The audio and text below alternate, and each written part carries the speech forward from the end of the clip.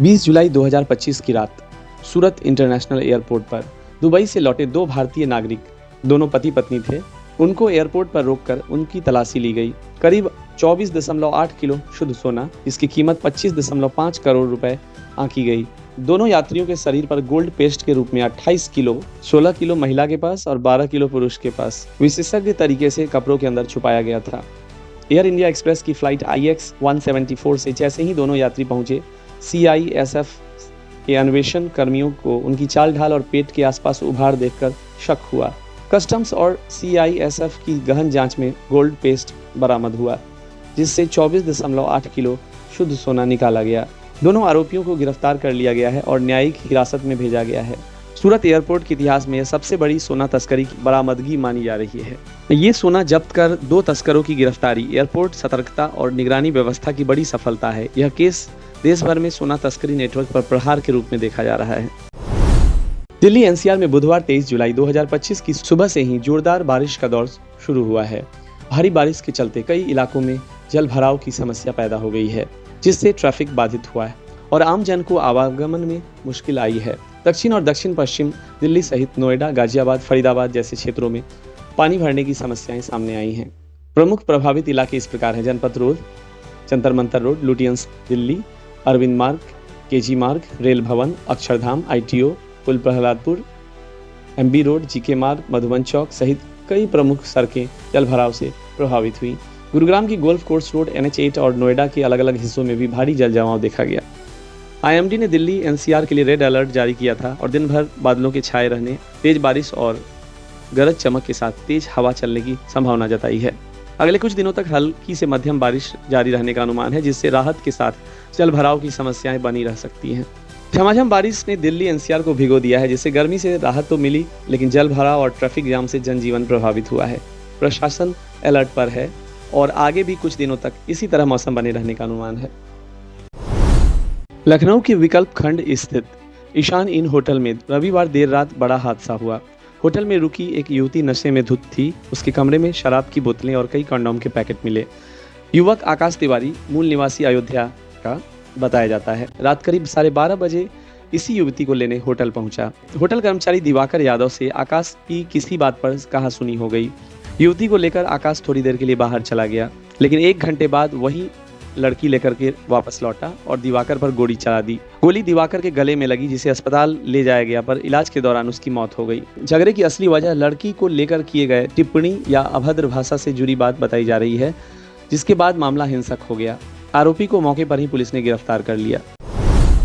21 जुलाई 2025 को बांग्लादेश की राजधानी ढाका में एक सैनिक प्रशिक्षण जेट विमान दुर्घटनाग्रस्त होकर मिलस्टोन स्कूल और कॉलेज की इमारत से टकरा गया। इस हादसे में कम से कम 31 लोग मारे गए, जिनमें अधिकांश बच्चे थे, जबकि 160 से अधिक घायलों को अस्पताल में भर्ती कराया गया। दुर्घटना के तुरंत बाद बांग्लादेश की एयरफोर्स ने हादसे की जांच के लिए उच्च स्तरीय कमेटी गठित की है। भारत ने इस दुखद दुर्घटना के बाद बांग्लादेश सरकार को सहायता का भरोसा दिया है। प्रधानमंत्री नरेंद्र मोदी ने मृतकों के प्रति शोक व्यक्त करते हुए समर्थन का आश्वासन दिया। भारत सरकार की ओर से शीघ्र ही बर्न इंजरी में विशेषज्ञता रखने वाली डॉक्टरों और नर्सों की एक टीम ढाका भेजी जा रही है।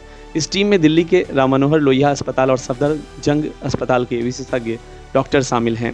टीम का उद्देश्य घायल बर्न मरीजों का मूल्यांकन करना, उन्हें तत्काल उपचार देना, यदि आवश्यक हुआ तो भारत में एडवांस इलाज के लिए व्यवस्था करना है।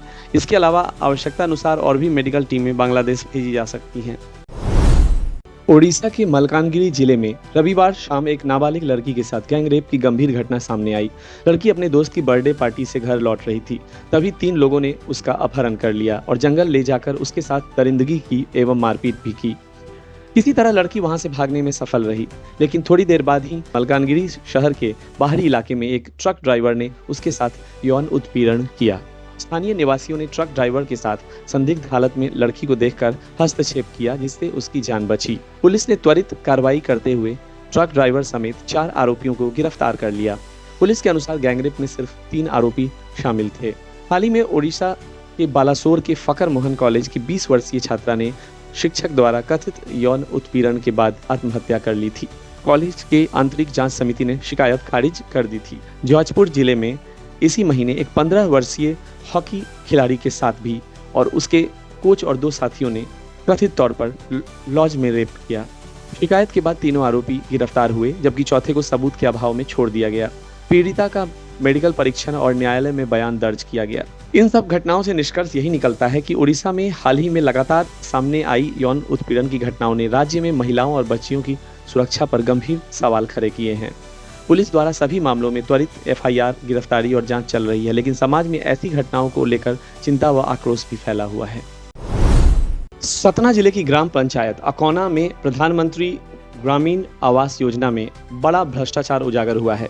पंचायत सचिव विजय सिंह और रोजगार सहायक आरती सिंह की मिलीभगत से कागजों पर 77 पीएम आवास दर्शाए गए, जबकि मौके पर झोपड़ियां, प्लास्टिक छत या खपरैल मकान पाए गए। करीब 1.5 करोड़ रुपए की राशि शासकीय खाते से निकाली गई। हर लाभार्थी के नाम पर 1.20 लाख रुपए निर्माण के लिए और 17,000 रुपए मजदूरी के नाम पर उठाए गए। आरोप है कि कथित लाभार्थियों को कमीशन का लालच देकर उनके नाम पर आवास स्वीकृत कराए गए और कई अपात्र लोग जिनके पास पहले से पक्का मकान या ट्रैक्टर है भी सूची में रखे गए।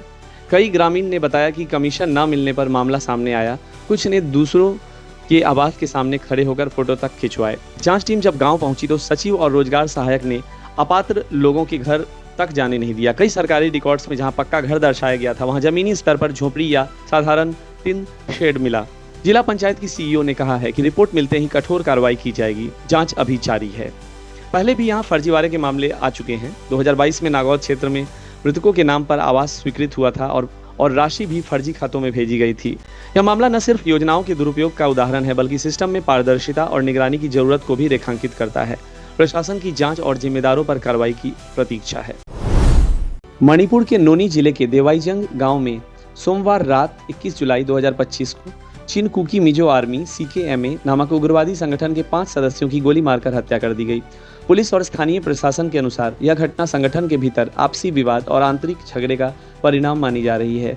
हत्या के पीछे की असली वजह अभी तक पूरी तरह स्पष्ट नहीं है, लेकिन नेतृत्व या गुटबाजी को इसका प्रमुख कारण माना जा रहा है। CKMA एक नया संगठन है जिसने केंद्र सरकार के साथ सस्पेंशन ऑफ ऑपरेशंस SOO शांति समझौते पर हस्ताक्षर नहीं किया है, यानी यह संगठन सरकार के साथ कोई औपचारिक समझौता नहीं करता। घटना के बाद CKMA ने बयान जारी करके कहा कि कुछ गलतफहमियों और दुर्भावनाओं के कारण संगठन के इन 5 साथियों की जान गई, जो न सिर्फ संगठन बल्कि पूरे समुदाय के लिए एक बहुत बड़ी क्षति है। गीता गोपीनाथ एक भारतीय अमेरिकी अर्थशास्त्री हैं जो अंतर्राष्ट्रीय मुद्रा कोष यानी IMF में प्रथम डिप्टी मैनेजिंग डायरेक्टर के पद नंबर 2 पोजीशन पर कार्यरत हैं। वे अगस्त 2025 में IMF छोड़कर हार्वर्ड यूनिवर्सिटी में अर्थशास्त्र की प्रोफेसर के तौर पर लौटने वाली हैं। गीता गोपीनाथ का जन्म 8 दिसंबर 1971 को कोलकाता यानी पश्चिम बंगाल के एक मलयाली परिवार में हुआ था। उनकी परवरिश कर्नाटक के मैसूर में हुई। प्रारंभिक पढ़ाई मैसूर के निर्मला कॉन्वेंट स्कूल से की। उनका महाविद्यालय लेडी श्री राम कॉलेज, दिल्ली विश्वविद्यालय से उन्होंने BA किया, वो भी इकोनॉमिक्स में। स्नातकोत्तर degree Delhi school of economics MA एवं university of Washington America MA से हुई। PhD प्रिंसटन विश्वविद्यालय अमेरिका से अर्थशास्त्र में हुई। उसके बाद वो बहुत सारे कॉलेजों में प्रोफेसर रही, जैसे university of Chicago, Harvard university. 2019 में IMF में पहली बार महिला चीफ इकोनॉमिस्ट भी नियुक्त हुई।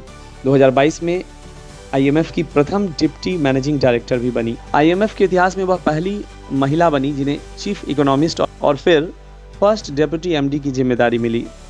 कोरोना महामारी, वैश्विक मंदी, कई देशों के आर्थिक संकट जैसे अर्जेंटीना, यूक्रेन के दौरान उनकी नीतिगत सलाह को विश्व भर में सराहा गया। बॉलीवुड एक्ट्रेस तनुश्री दत्ता ने हाल ही में इंस्टाग्राम पर एक भावुक वीडियो शेयर किया जिसमें वो फूट फूट कर रोती हुई नजर आईं। तनुश्री ने दावा किया कि उन्हें पिछले 4-5 सालों से उनके अपने ही घर में परेशान किया जा रहा है और इसी वजह से उन्होंने पुलिस को बुलाया है। वीडियो में तनुश्री कहती हैं, मुझे मेरे घर में ही परेशान किया जा रहा है। मैंने अभी पुलिस को फ़ोन किया है, पुलिस आकर गई है और मुझे बोला है कि पुलिस स्टेशन आकर शिकायत दर्ज करूं। मैं शायद कल या परसों जाऊंगी क्योंकि मेरी तबीयत ठीक नहीं है। पिछले कई सालों से मुझे इतना परेशान किया गया है कि मेरी तबीयत ख़राब हो गई है। मैं कुछ काम नहीं कर पा रही हूँ, मेरा पूरा घर बिखरा पड़ा है। उन्होंने यह भी कहा कि वह मेड क्यों नहीं रखती हैं। उनके मुताबिक उनके घर में प्लांट की गई मेड भेजी जाती है जो चोरी भी करती है और परेशान भी करती है। तनुश्री ने मदद की गुहार लगाते हुए कहा, प्लीज़ मेरी मदद करो, इससे पहले कि बहुत देर हो जाए। तनुश्री ने वीडियो के साथ लिखा, मैं इस उत्पीड़न से तंग आ चुकी हूँ। ये सब 2018 से चल रहा है, #MeToo की घटना के बाद से। उन्होंने लिखा कि उत्पीड़न की यह प्रक्रिया उनके #MeToo के खुलासे के बाद से जारी है। एक और पोस्ट में उन्होंने कहा कि उन्हें घर के बाहर और छत पर अजीब आवाज़ें सुनाई देती हैं, जिससे वह मानसिक रूप से भी तनाव में हैं। तनुश्री ने बताया कि ब्रेकडाउन और स्ट्रेस एंजाइटी के कारण उनकी तबीयत खराब रहती है। सोशल मीडिया पर वीडियो वायरल होते ही फैंस और कई सेलिब्रिटीज़ ने चिंता जताई और उन्हें मजबूत बने रहने के लिए मैसेज भेजे। कुछ यूजर्स ने सवाल भी उठाए, तो कुछ ने उन्हें अध्यात्म या मेडिकल हेल्प लेने की सलाह दी। 2018 में तनुश्री दत्ता ने नाना पाटेकर के खिलाफ यौन उत्पीड़न का आरोप लगाया था, जिससे भारत में #MeToo आंदोलन को रफ्तार मिली थी। उन्होंने बताया कि तब से लेकर अब तक उन्हें लगातार परेशान किया जाता रहा है और परिवार घर में चैन नहीं है। पुलिस उनकी शिकायत लेने आई है और उन्हें उचित FIR दर्ज कराने की सलाह दी गई है। तनुश्री ने कहा कि वे पुलिस स्टेशन जाकर लिखित शिकायत देंगी। भारत और इंग्लैंड के बीच चौथा टेस्ट आज मैनचेस्टर के ओल्ड ट्रैफर्ड में शुरू हो रहा है। इंग्लैंड 2-1 से आगे है। भारत को सीरीज में बने रहने के लिए यह मैच जीतना जरूरी है। दोनों टीमों की संभावित प्लेइंग 11 घोषित हो चुकी है। भारत चोट की समस्याओं से जूझ रहा है। पिच का मिजाज, बारिश और रणनीति तीनों मैच में निर्णायक होंगे। यह मुकाबला बेहद रोमांचक और निर्णायक रहने की उम्मीद है।